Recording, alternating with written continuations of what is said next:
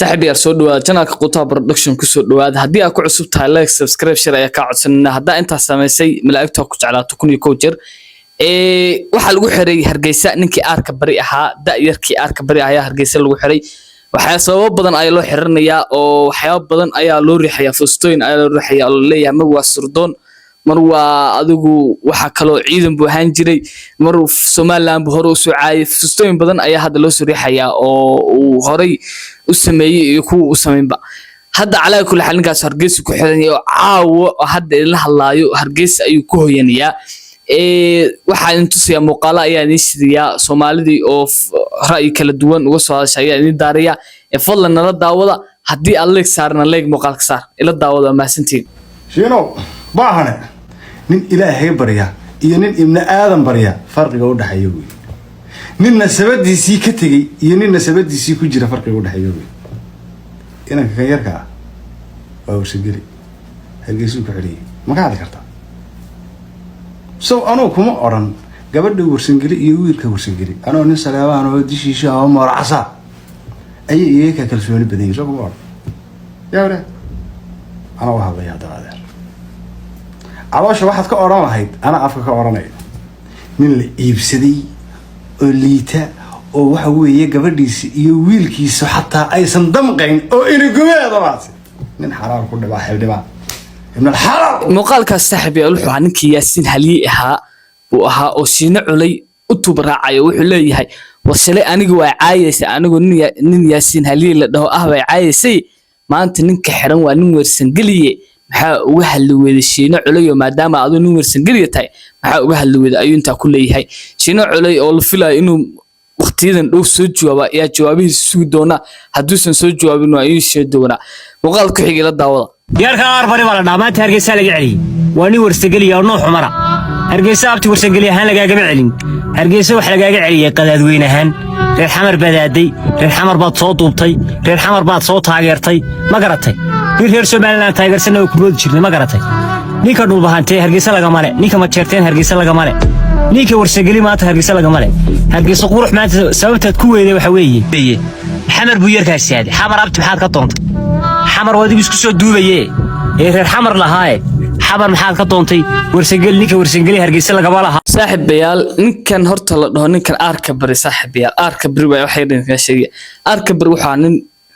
qof yar oo ilmo yar aad danis ka yar buu ahaa oo TikTok meelihiisa iska baashaala mar garow taga mar Muqdisho taga mar maamul goboleedeen kala taga buu ahaa heesa Soomaaliland aad buu taageeri jiray heesu ku taageeri jiray oo maalmahooda dabaaldegi jiray nin Soomaaliland oo ku weyn tahay buu ahaa ilaa hadda dawladda Soomaaliland ma aysan cadeyn sababtay aarka barwiilka yarka ay ku xirtay ilaa hadda ma aysan cadeyn laakiin Soomaalida ayaa waxyaabo kala duwan u soo jeedinayso oo fustooyin kala duwan ay Soomaalidu ku ruuxaysa oo waxa leeyihiin mar waa surdoon mar waa caadaqaati mar waa askari oo mar waxa ku leeyihiin oo kala Soomaaliland ayuu horay u aflagaadeeyay qarankii Soomaaliland wuxuu noqday in sida isha loogu hayo qof walba hore waxa uu sheegay inay jeelka ama liinta ay siiso